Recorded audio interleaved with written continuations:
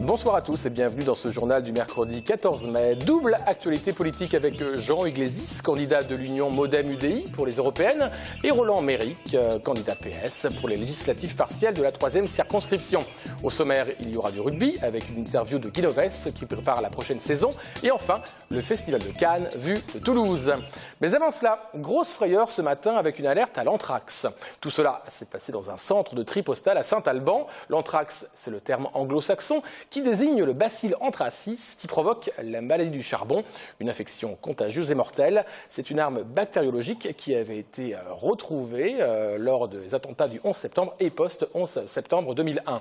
Un sujet de Nathalie Wittezack et Valentin Couder. 6h30 ce matin à la plateforme de courrier de Saint-Alban. Un colis venant des États-Unis a inquiété des employés. Une matière suspecte s'échappait de ce paquet. L'alerte à l'anthrax est enclenchée. Les 4 personnes qui étaient présentes autour du colis ont été prises en charge évidemment par les pompiers très directement, puisque notre première préoccupation c'est la santé des agents avant tout. Les facteurs n'avaient pas pris leur service encore, donc lorsque les facteurs sont arrivés, on a pu les laisser en dehors du périmètre évidemment en attendant que les pompiers et les gendarmes fassent leur travail. Le contenu de ce colis, destiné à un praticien de médecine douce, s'est révélé inoffensif. Il faut dire que parmi les 4 agents, il y avait un membre de CHSCT et donc il connaissait particulièrement bien la procédure et ça nous a montré comme ça que nos procédures sécurité et santé au travail étaient bien au point et j'en suis ma foi assez satisfait, même si, j'avoue, j'aurais préféré éviter cette situation ce matin. Depuis fin 2001, ce genre d'incident est rarissime. À 9h45, les employés ont pu reprendre leur travail. Dans le cadre des élections européennes qui se tiendront le 25 mai prochain, le Toulousain Jean Iglesis, 3e éligible sur la liste Modem-UDI de la région Grand Sud-Ouest, est venu dans nos locaux exposer le programme des centristes pour le prochain mandat. Des propos recueillis par Jérôme Bollock et Pascal Solaire. Ce dont nous avons besoin, c'est effectivement d'avoir une Europe forte et plus proche des citoyens. Elle l'est dans les faits au travers de l'élection au suffrage universel des députés européens, mais elle pourrait l'être, bien évidemment, davantage. Elle pourrait l'être au travers, par exemple, et c'est l'un des projets phares ou des propositions phares de l'UDI et du Modem, au travers de l'élection d'un président européen au suffrage universel direct, quelqu'un qui incarnerait l'Europe. Et en quoi il serait différent du président de la Commission ? Eh bien, tout d'abord, le président de la Commission a été jusqu'à présent élu d'une manière qui est tout sauf démocratique, puisque jusqu'à présent, il était choisi. Bon. Nous allons vers une phase de progrès, en ce sens que ce sont les parlements, un petit peu en quelque sorte comme cela se passait sous la 4e République en France, qui éliront le prochain président de la Commission. Mais nous pensons que l'Europe mérite mieux et que les citoyens doivent être incarnés par un homme qui pourrait s'asseoir à la table des négociations avec le président des États-Unis, avec le président chinois. Comment ça se fait qu'on n'arrive pas à faire une harmonisation sociale et une harmonisation fiscale? Finalement, l'histoire du plombier polonais, on a l'impression que depuis, ça n'a pas tellement changé. C'est un vaste chantier. C'est encore l'une de nos propositions que d'aller vers l'harmonisation fiscale. Pourquoi? Et l'harmonisation sociale. Bon, pourquoi? C'est évident. On ne peut pas continuer à avoir des pays à l'intérieur de l'Union européenne qui se livrent à des politiques de dumping ou de concurrence. Prenez le taux d'imposition sur les sociétés en Irlande, il est de 12%, il est de 20% ailleurs, de 34% ailleurs. Ça ne peut pas fonctionner puisque les pays de l'Union européenne se livrent en quelque sorte à une forme de concurrence. Sur le plan social, le plombier polonais, c'est quelque chose qui a été extrêmement brocardé. Il faut savoir que les travailleurs détachés doivent obéir à la réglementation du pays dans lequel ils sont détachés.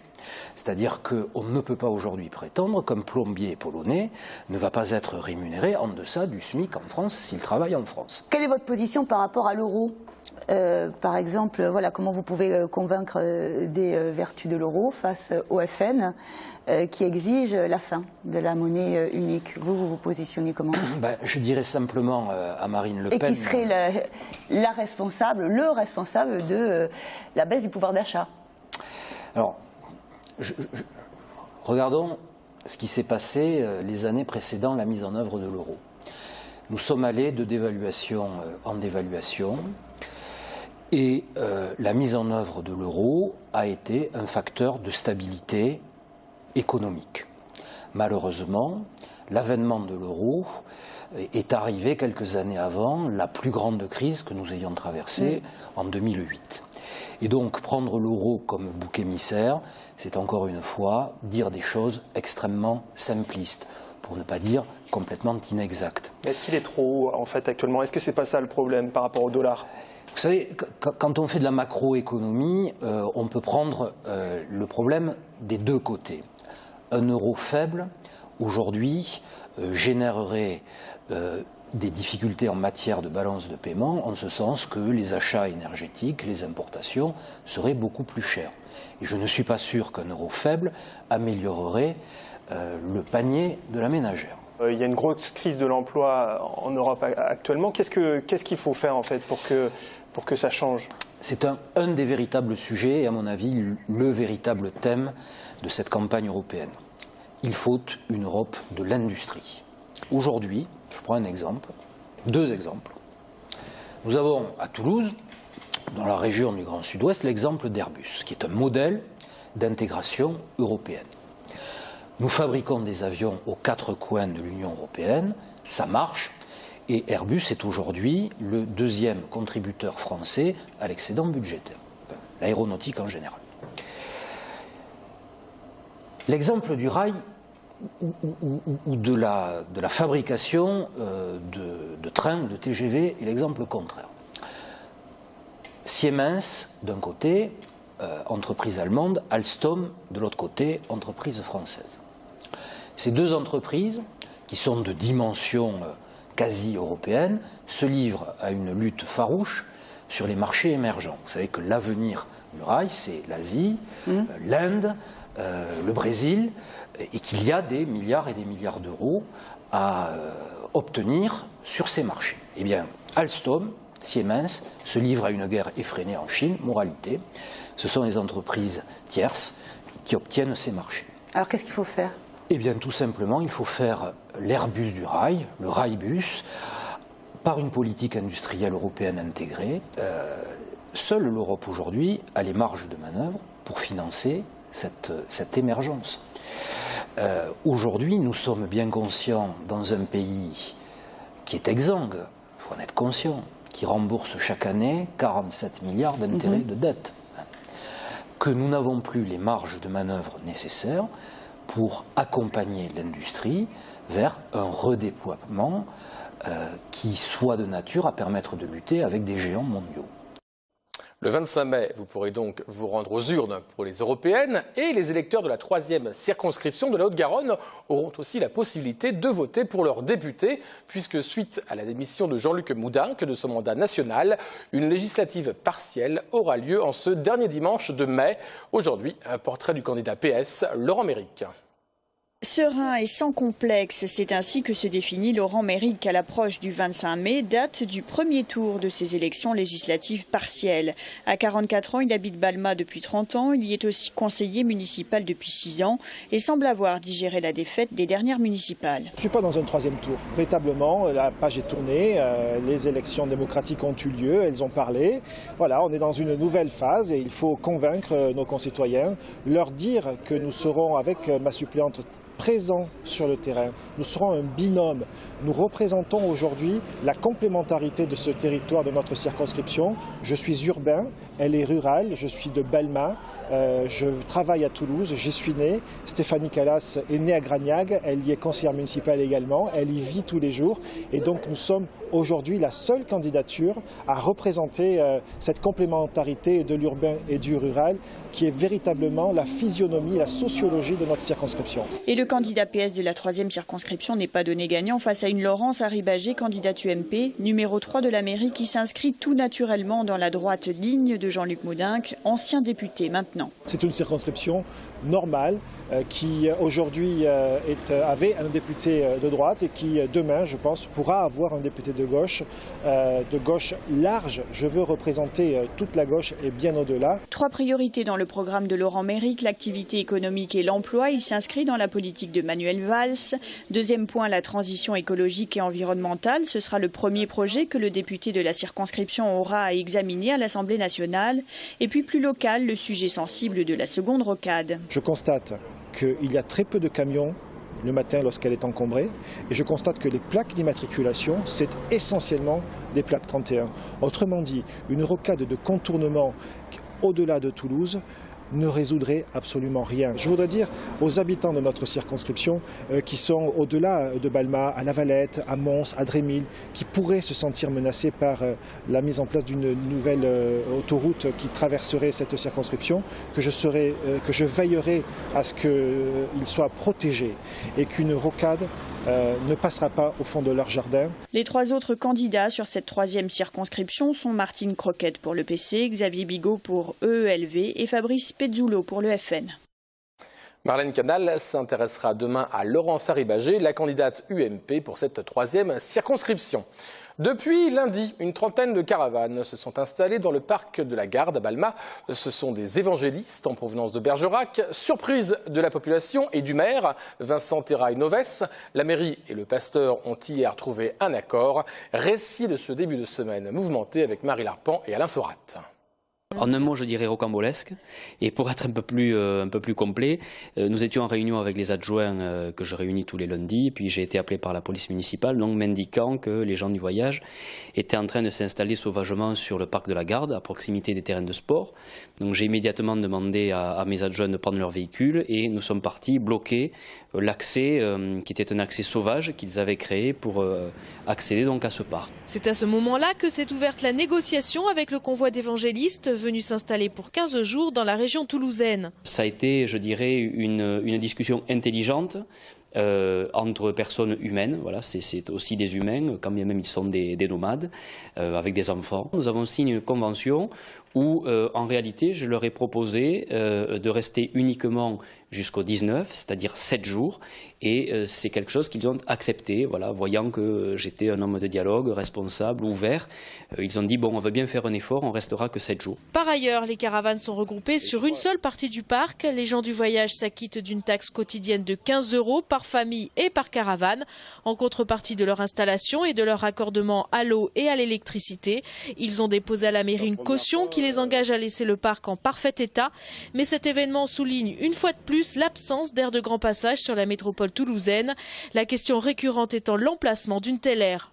Il la faut à l'écart des zones d'activité parce que, mine de rien, ce sont des difficultés d'accès, ce sont des difficultés de circulation à proximité et ce sont des nuisances qui sont vécues comme telles par les habitants. Il faut vraiment que les élus, en concertation, trouvent un point de création de cette aire d'accueil des gens du voyage. Indispensable cette aire d'accueil, certes, mais Balma ne semble pas pour autant prête à l'accueillir.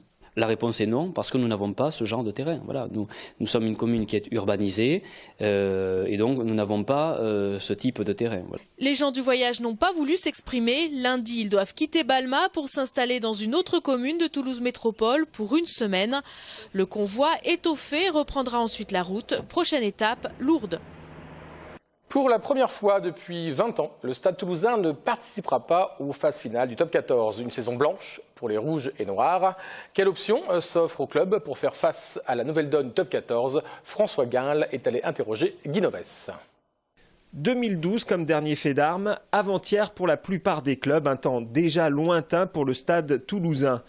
Pour la première fois depuis 20 ans, le club s'arrête avant les demi-finales de Coupe d'Europe ou de championnat, suffisant pour écorner son image de référence du rugby français. Changement de méthode, de choix de joueurs ou de staff, l'intersaison appelle autant de questions. Guy Noves avance ses solutions sur les secteurs défaillants. Secteur tir au but, donc l'arrivée de Toby Flood, joueur anglais expérimenté à ce niveau, doit nous apporter vraiment un réel plus.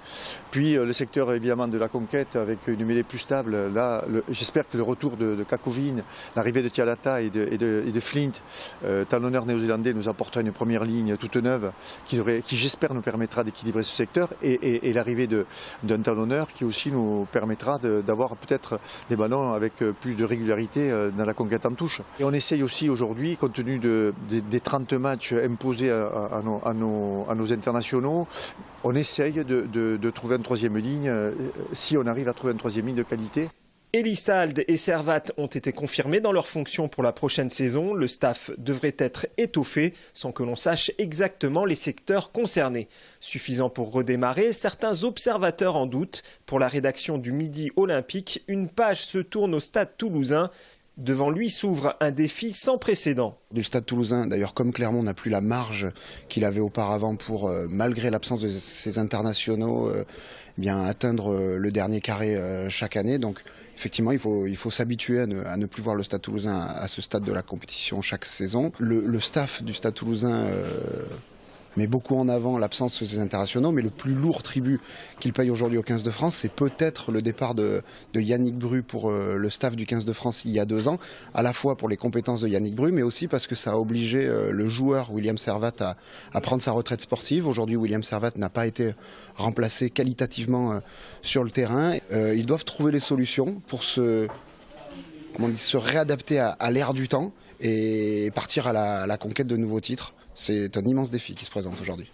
À Ernest Vallon, l'heure est aux vacances avec une date de reprise fixée au 23 juin. 6 semaines à la recherche de solutions pour regarder à nouveau vers le haut. Le Festival de Cannes, qui commence ce soir, résonne-t-il à Toulouse? Les spectateurs de cinéma de la Ville Rose sont-ils influencés par le grand rendez-vous du 7e art? Y a-t-il un business autour du festival à Toulouse? En tout cas, au CGR de Blagnac, certains montrent les marches du festival tout en étant à 536 km exactement de la Croisette. Un sujet de Marianne Ribaud et de Emilio Roda. Pendant 15 jours, le Festival de Cannes accueille plus d'une 60aine de films. Les cinémas toulousains célèbrent aussi l'événement. Le CGR de Blagnac diffuse en simultané la cérémonie d'ouverture suivie du film hors compétition Grâce de Monaco d'Olivier Dahan. Il propose également au public plusieurs films en compétition.